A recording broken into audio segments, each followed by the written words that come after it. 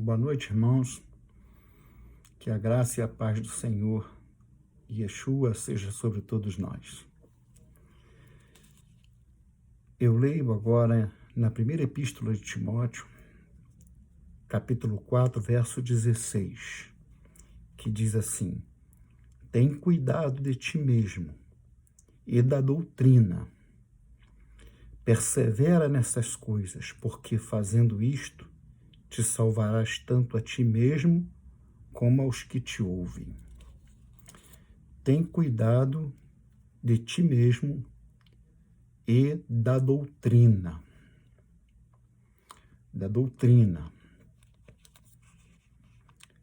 A doutrina a que Paulo se refere é todo o ensino que compõe o reino dos céus.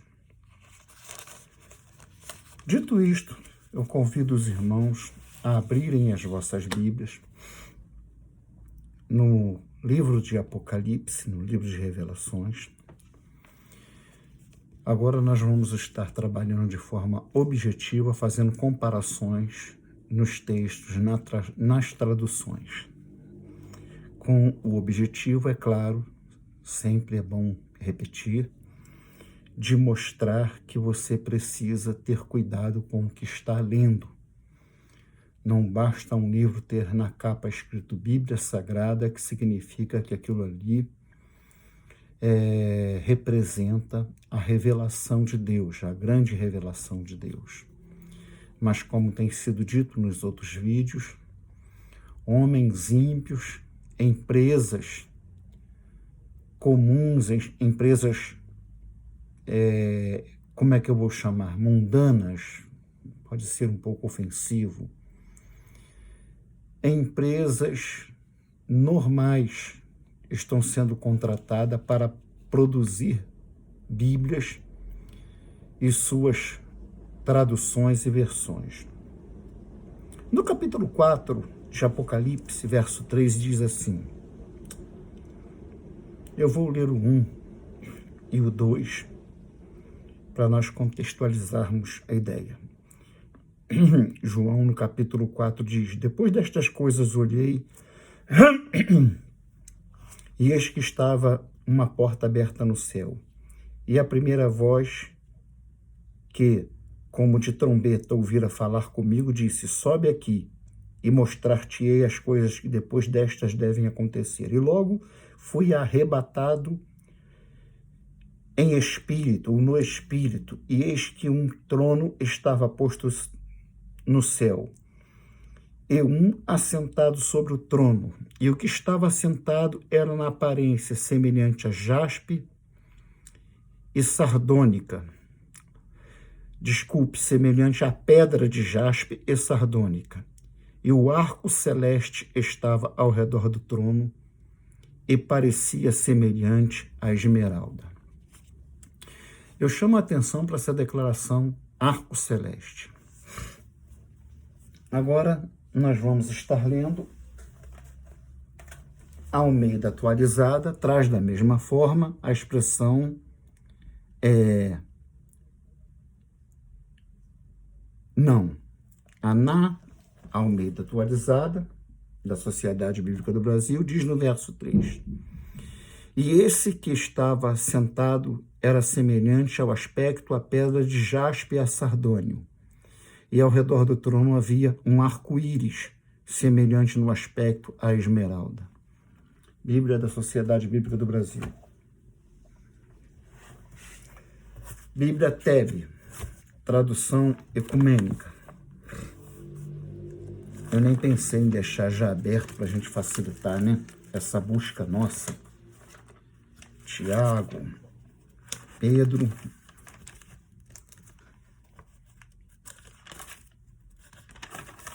Apocalipse 4, verso 3.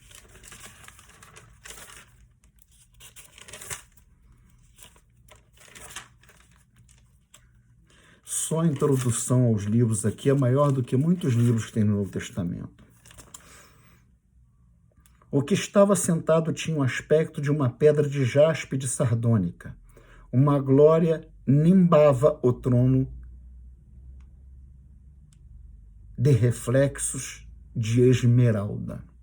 Nimbava é o termo que a Sociedade Bíblica Unida, que é a produtora da Bíblia Ecumênica. Vamos seguir comparando essa palavra arco celeste e arco-íris. Depois nós vamos fazer breves considerações e seguir em frente, que isso é só com o objetivo de mostrar aos irmãos, tratando o propósito desse trabalho, dessa série grande de vídeos. O que estava sentado tinha o aspecto de uma pedra de jaspe e cornalina, e um arco-íris envolvia o trono com reflexos de esmeralda. Bíblia de Jerusalém. Bíblia de Jerusalém.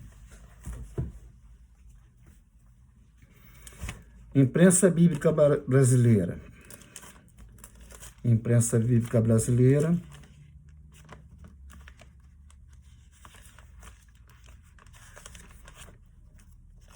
Apocalipse 4, verso 3, diz: E o que estava sentado era na aparência semelhante à pedra de jaspe e de sardônica, e o arco celeste estava ao redor do trono, e era semelhante à esmeralda. Vou colocar do lado de cá, arco celeste.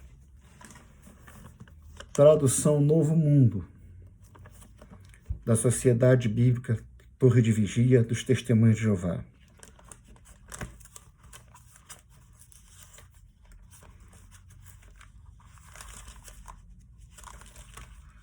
Hebreus, João, Apocalipse 19,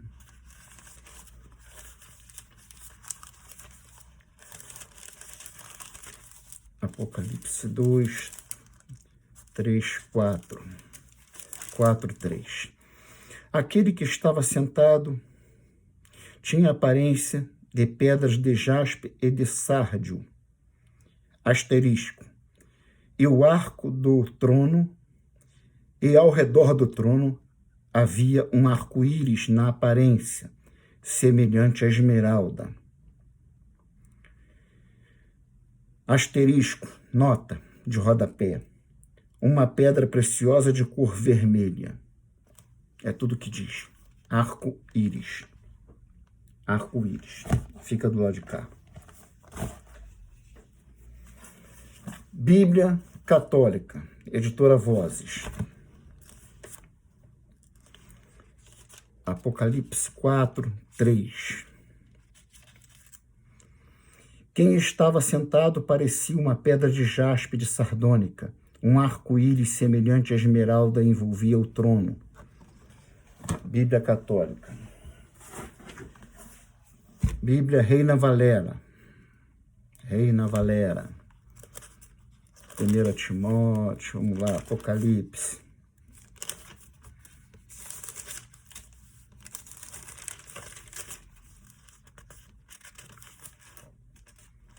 Apocalipse 4, 3. Aquele que estava sentado era semelhante ao aspecto à pedra de jaspe e de sardônio, e havia um arco ao redor do trono, um arco-íris semelhante ao aspecto de esmeralda. Tá do lado de cá, arco-íris. Não fecha, não. Bom, vimos o que tinha de interessante. Vamos agora às considerações.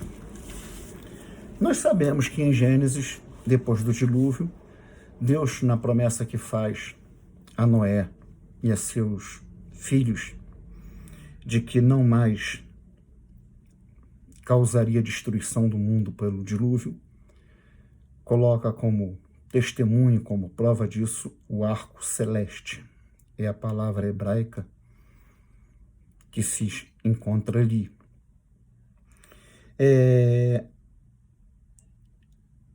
As versões ou as traduções traduzem arco-íris. Muito bem. De onde vem a palavra? A palavra íris é uma palavra grega Íris era uma divindade, é uma divindade na mitologia grega, é uma divindade, é uma deusa mensageira, né? Eu peguei aqui de um site de autoridade de Dionísio Silva. Não tem nada a ver com site. É um livro que eu tenho ali, mas não vou pegar, não. Não vou pegar, não. Ela era a mensageira da deusa aqui romana chamada Juno, né? E em grego, Hera, a divindade chamada Hera.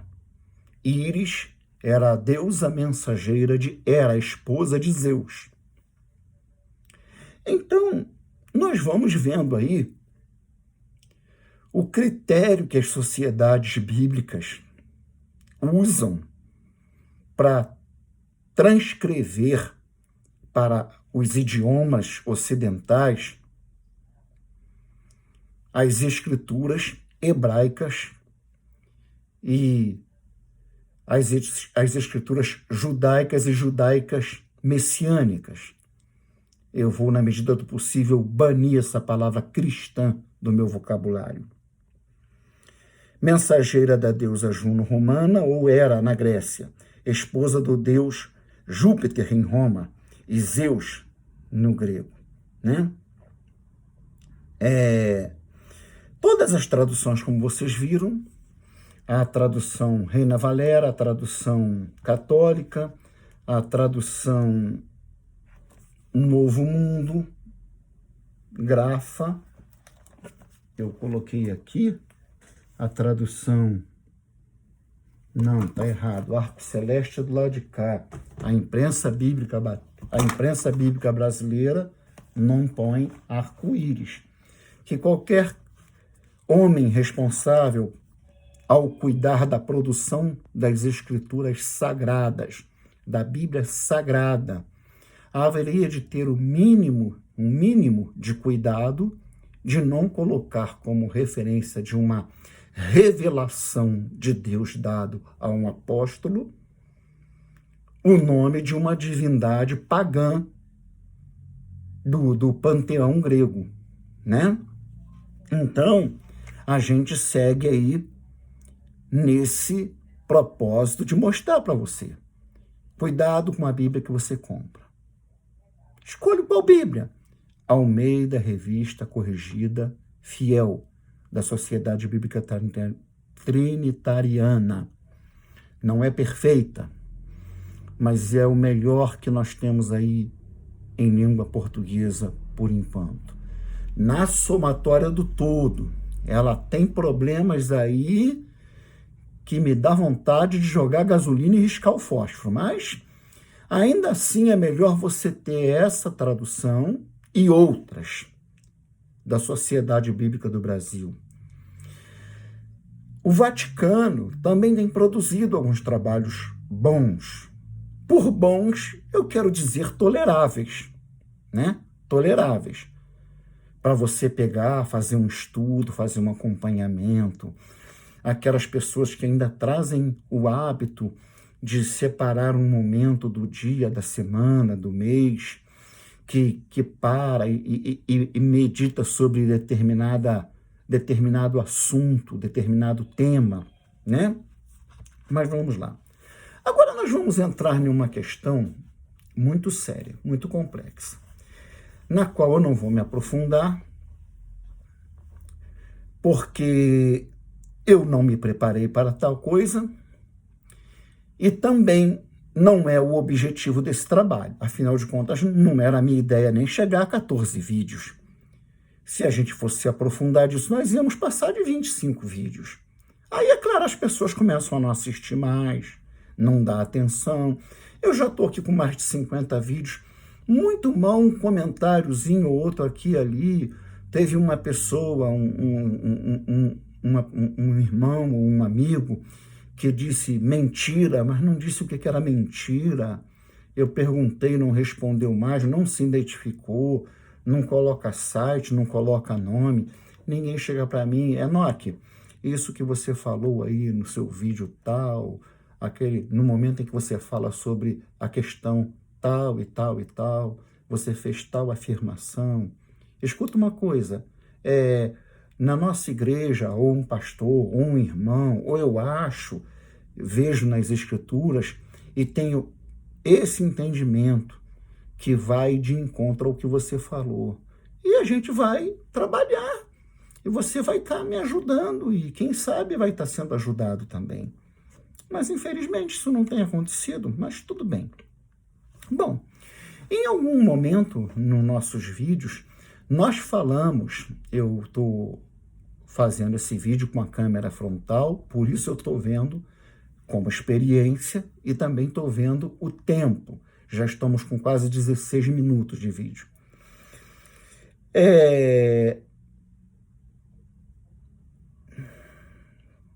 Fugiu.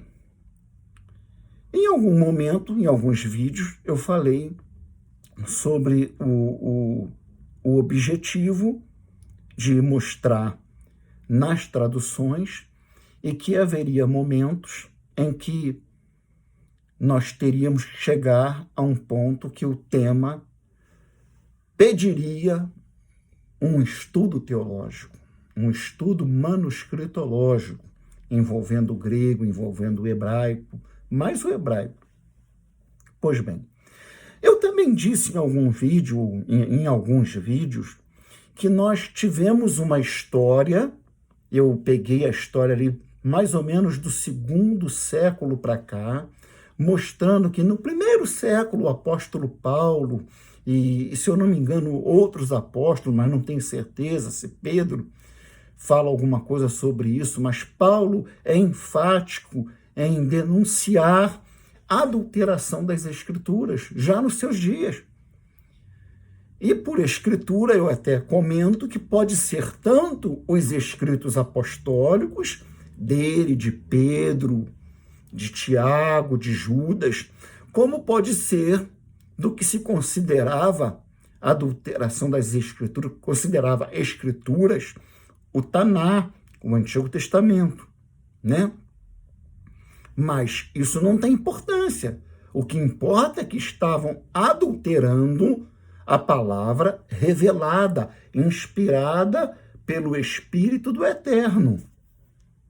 Então, se isso já acontecia nos dias em que Paulo estava vivendo e trabalhando, ministrando por cartas quando estava preso, visitando igreja, poxa, o que não estará acontecendo em 2023, gente? Né? O que não estará acontecendo? Mas então, eu lembro que eu falo em um vídeo que até o 15º século, um pouco depois, a maioria absoluta dos crentes das igrejas usou o chamado texto majoritário, do qual foi tirado o que foi conceituado como texto recebido, em latim, textus receptus, do qual o rei Tiago, o rei da Inglaterra, no 14º para o 15º século, mandou que fosse reunido os melhores eruditos de todo o Reino Unido, os homens mais capacitados na língua hebraica, na língua aramaica, no grego e no latim, para produzir um texto, uma Bíblia, que ele ia assinar como a Bíblia autorizada pelo rei Tiago, um rei que confessava o Senhor Jesus e se confessava como crente no Yeshua, no Mashiach, né? Ela então seria, e foi considerada, é chamada até hoje de a versão autorizada, né? Ela é tirada do texto recebido, do texto que foi considerado ou conceituado como texto receptus, né?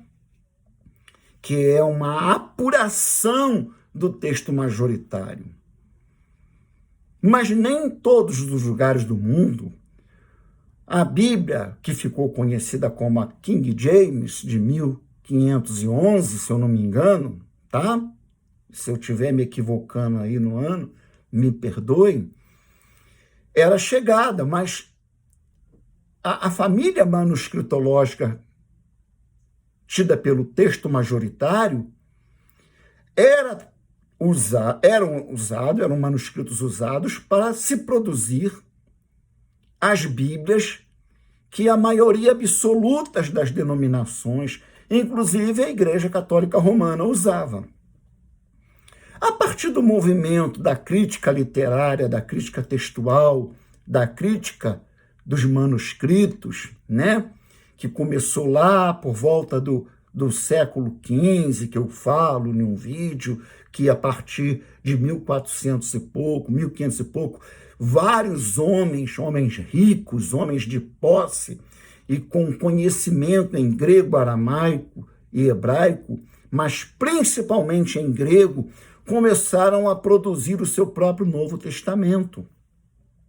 E isso vai acontecer até 1830, 1840, quando então alguns homens vão começar a fazer um texto mais crítico, mais,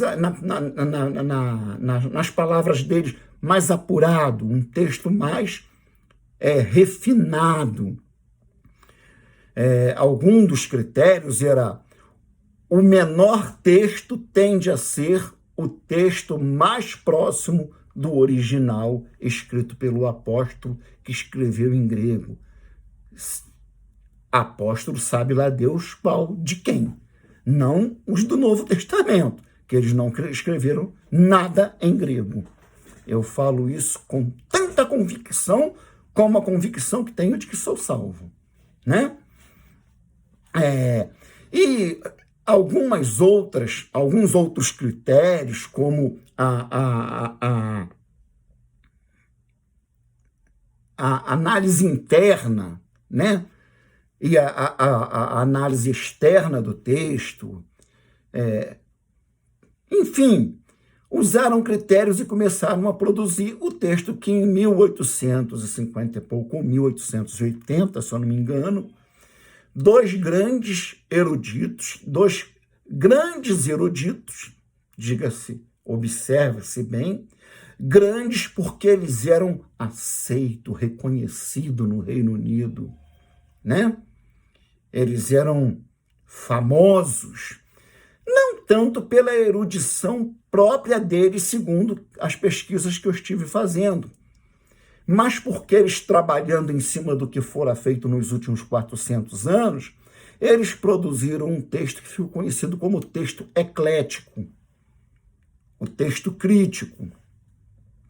E a partir daí, vai surgir-se no mundo movimentos de organizações e de homens poderosos que vão trabalhar para que este texto seja difundido em todo o planeta, em todo o mundo, substituindo as antigas Bíblias, as Bíblias baseadas no texto recebido, no texto majoritário.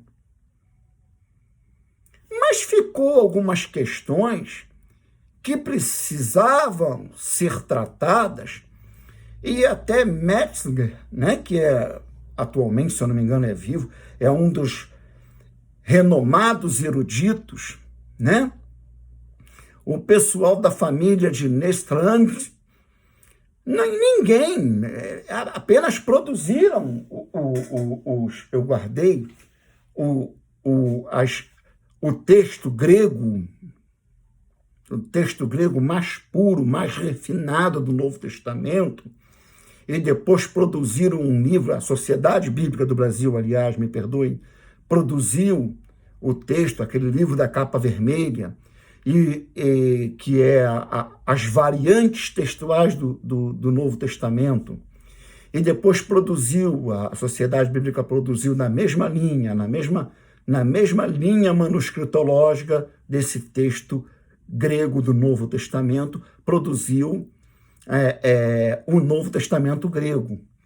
Então tem um livro maior, que é o livro de variantes textuais, e o livro menor, que é o Novo Testamento grego, com anotações, e tem outros trabalhos que são caros, né? Essa aqui, por exemplo, é uma Bíblia grega completa, Antigo e Novo Testamento, de um helenista renomado. Ela me custou R$800 esse ano, agora no final do ano passado, e tinha uma de quase R$1.000. Mas a diferença era só da fama do autor. Então ela é toda em grego, né? Ela é toda em grego, com notas de rodapé, com todas as observações. Então há um empenho muito grande em se fazer crer que o Novo Testamento foi escrito em grego e que o melhor que se pode tirar do Antigo Testamento é através da Septuaginta. Isso cola muito bem em quem não estuda, em quem não pesquisa, né? Mas para quem se dedica, mesmo não tendo domínio desses idiomas, mas adquire as ferramentas, pega os dicionários, pega os comentários, consulta autores, consulta teólogos, consulta trabalhos eruditos, então a gente vai vendo que a coisa não é bem assim. Pois bem, dito isto, estamos a 26 minutos desse vídeo. Eu não vou fazer esse vídeo de uma tacada só, porque não vai dar tempo. Eu convido os amigos a abrirem as suas Bíblias em Apocalipse, capítulo 5. Cadê minha Bíblia? Está aqui embaixo do caderno. Capítulo 5. Vamos ver o mínimo que a gente pode falar para não fazermos cada um desses 2 vídeos tão longos. Bom, eu vou ter que ler do 1, não tem jeito, senão fica uma coisa feia, eu não gosto assim. Apocalipse, capítulo 5, verso 1 em diante. E vi na destra do que estava sentado sobre o trono um livro, escrito por dentro e por fora, selado com 7 selos. E vi um anjo forte, bradando com grande voz, quem é digno de abrir o livro e de desatar os seus selos? E ninguém no céu, diz João. Aqui o verbo ver está subentendido. Não vi ninguém no céu, nem na terra, nem debaixo da terra, que podia abrir o livro, nem sequer olhar para ele. E eu chorava muito, porque ninguém fora achado digno de abrir o livro, nem de o ler, nem de olhar para ele. E disse-me um dos anciãos: não chore, eis aqui o leão da tribo de Judá, a raiz de Davi, que venceu para abrir o livro e desatar os seus 7 selos. E olhei, e eis que estava no meio do trono. Esse trono é o trono de Deus, é o trono divino. Estava no meio do trono e dos 4 seres viventes, que são querubins, e entre os anciãos um cordeiro, uma ovelha, um cordeiro, alguém semelhante ou a própria figura de um cordeiro degolado, sacrificado, imolado, havendo sido morto. E tinha 7 chifres e 7 olhos, que são os 7 Espíritos de Deus, enviados a toda a terra. Você já leu Zacarias, você sabe que aqui está falando de Deus. Se houver oportunidade, nós vamos aí falar sobre a questão de trindade e como que isso foi discutido há 1.300, 1.400 anos atrás, e hoje a pastorada toda aceita isso, não se importa que quem estava lá era papa, era católicos, era gente que daqui a pouco estava divinizando Maria, divinizando os santos que eles mesmos queimaram em estaca, espartejaram, amarrando as pernas em 2 cavalos para cá, em 2 cavalos para lá, e botando os animais para correr, para rasgar a pessoa no meio. Isso tem nome, só que eu não gosto, nem me interessa saber o nome disso. Jogando pessoas aos leões. Aí depois eles falaram: nós erramos, meu Deus, o que fazer agora? Vamos santificá-los, eles serão santos e intercederão por nós lá do céu. Então, vamos lá. Enviado a toda a terra. E veio e tomou o livro da destra do que estava sentado no trono. E havendo tomado o livro, os 4 querubins e os 24 anciãos prostraram-se diante do Cordeiro, tendo todos eles harpas e salvas de ouro cheias de incenso, que são as orações dos santos. E cantavam um novo cântico. Agora preste atenção. Preste atenção no cântico do verso 9. Eu estou lendo na Almeida Revista Corrigida Fiel, a única Bíblia traduzida para o português que segue ainda o texto majoritário, ou o texto Receptus. É a Bíblia também mais usada por muitos anos velhinhos e velhinhas conservadores no Evangelho. E cantavam um novo cântico. Quem canta? Nós lemos antes. Os 4 seres viventes, que são, segundo a teologia, segundo a maioria absoluta da opinião, são querubins, e os 24 anciãos, que está em discussão. Uns dizem que são os 12 apóstolos e os 12 patriarcas. Outros, bom, enfim. E cantavam um novo cântico, dizendo: digno és de tomar o livro e de abrir os seus selos, porque foste morto e com teu sangue nos compraste para Deus de toda a tribo e língua e povo e nação. E para o nosso Deus nos fizeste reis e sacerdotes e reinaremos sobre a terra. Bom, vamos dar uma olhada nesse verso 9, como fica na Bíblia, na tradução da Sociedade Bíblica do Brasil, porque é como fica em todas as outras Bíblias. Opa, amarratou aqui um pouquinho. Aumenta aí. 5:9.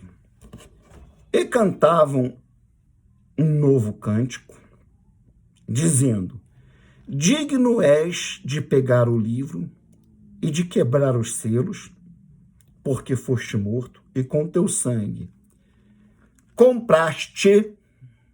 Esse verbo está na segunda pessoa do singular masculino.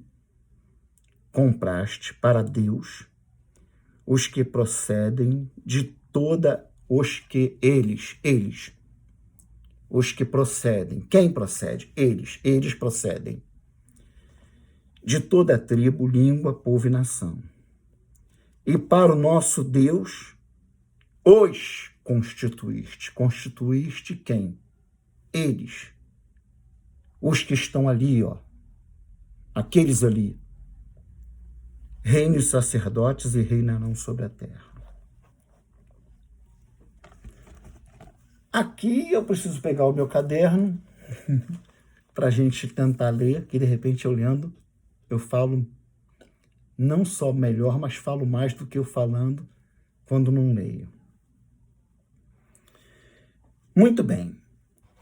Nós temos aqui na Almeida Corrigida Fiel o pronome oblíquo de segunda pessoa, de primeira pessoa plural, nos, né? Tu nos compraste. Pronome oblíquo, né? Cantava um novo cântico dizendo, com teu sangue nos compraste para Deus de toda a terra, tribo, língua, povo e nação. E o verbo cantava indica a presença de pronome da terceira pessoa masculina, plural, como falei, pretérito imperfeito, caso indicativo, eles. Compraste eles, como eu falei. Agora, quem são eles e quem são nós? Eu falei sobre a questão teológica porque Se eu leio este texto na Bíblia trinitariana, eu entendo melhor o que Paulo diz em Colossenses, por exemplo, né? Falei que não ia fazer teologia e já estou eu futucando teologia, né? Em Colossenses, verso 1. Ele, Yeshua, verso 15, capítulo 1. Ele, Colossenses 1,15, é a imagem de Deus, do Deus invisível, o primogênito de toda a criação, ou seja, antes que qualquer coisa fosse criada, ele estava presente. Verso seguinte, porque nele foram criadas todas as coisas que há nos céus e na terra, visíveis e invisíveis, sejam tronos, sejam dominações, sejam principados, sejam potestades, tudo foi criado por ele.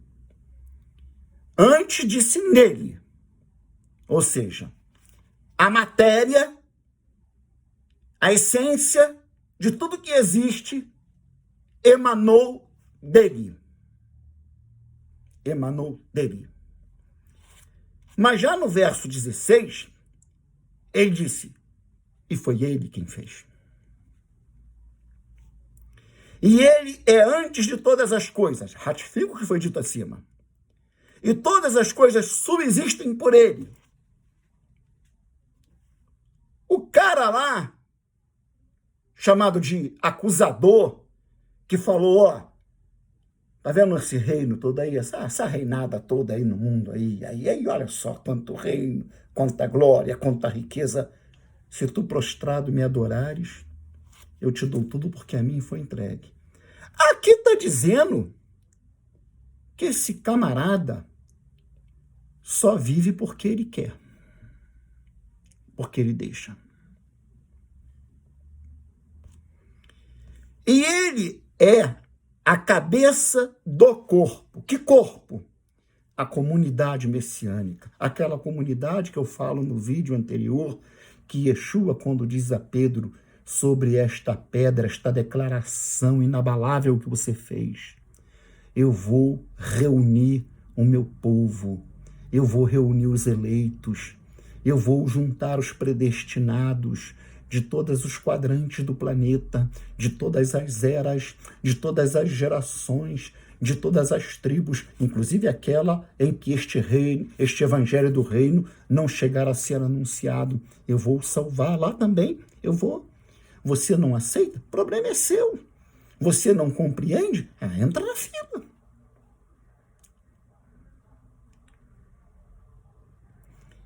Todas as coisas subsistem por ele. Ele é o cabeça do corpo da comunidade, né?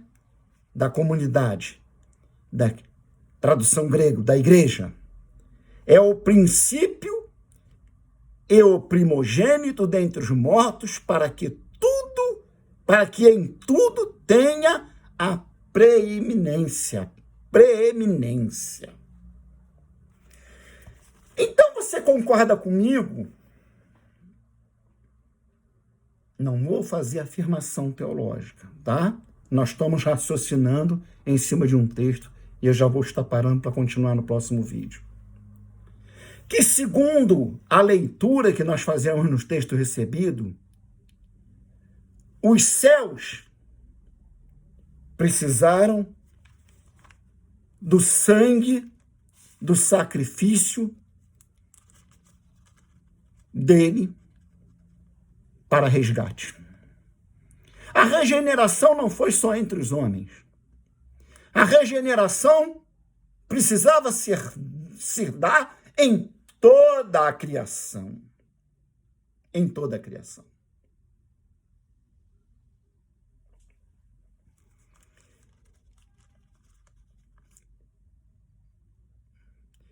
Filipenses 1,9. Por isso também Deus o exaltou soberanamente, ele deu um nome que é sobre todo nome, para que ao nome de Jesus, Yeshua, se dobre todos os joelhos que estão, aonde? nos céus,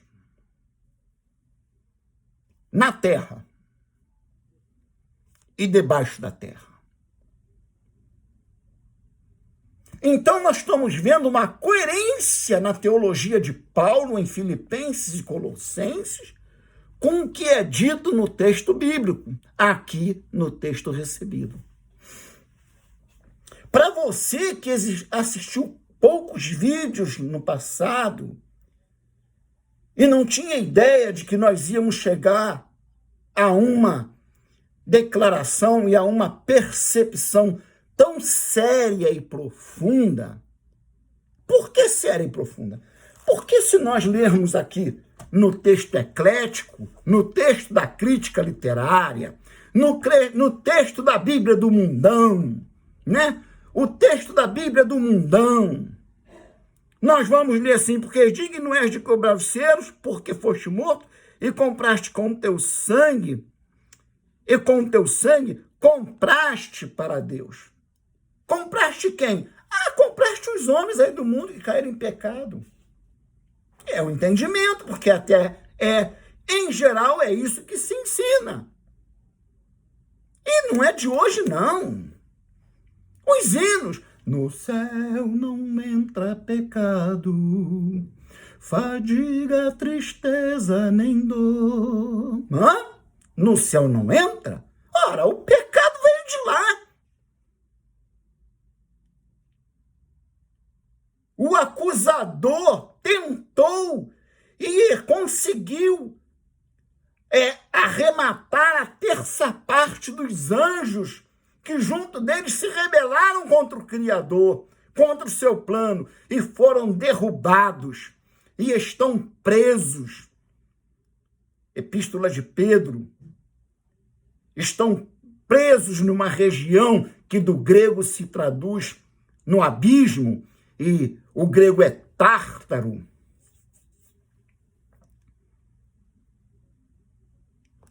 Com teu sangue compraste para Deus. Hoje, quem? Hoje, um monte aí. Os que procedem de toda tribo, língua e povo e nação, e para o nosso Deus constituíste reino e sacerdote. Ou seja, no texto eclético, a declaração do autor, falando, reproduzindo a fala de quem está falando a João, o sacrifício de Jesus visa a aplicação no mundo, na terra. Mas só que a Bíblia nos fala que Yeshua está reconciliando todas as coisas nos céus e na terra. No próximo vídeo nós vamos estar vendo isso com mais detalhe. Eu pretendia ser 35 minutos, cheguei a 43. Então nós vamos parar aqui, nessa análise. Eu não preciso ler as outras, porque todas as outras, mesmo essas melhores, a imprensa bíblica brasileira, todas, nesse aspecto, eles seguiram a crítica textual, a chamada alta crítica da Bíblia. Não que ela seja de todo errada. Tem muita coisa boa. Agora, nós precisamos examinar as Escrituras com o objetivo de não deixar lacunas. Porque se antigamente se lia, porque com o teu sangue compraste, com o teu sangue nos compraste, e quem está falando aqui? São os 24 anciãos, os 4 querubins, que por sua vez estão cercados no trono, do qual eles estão próximos, estão cercados por milhares e milhares de anjos que dizem todos amém. Continuamos no próximo vídeo.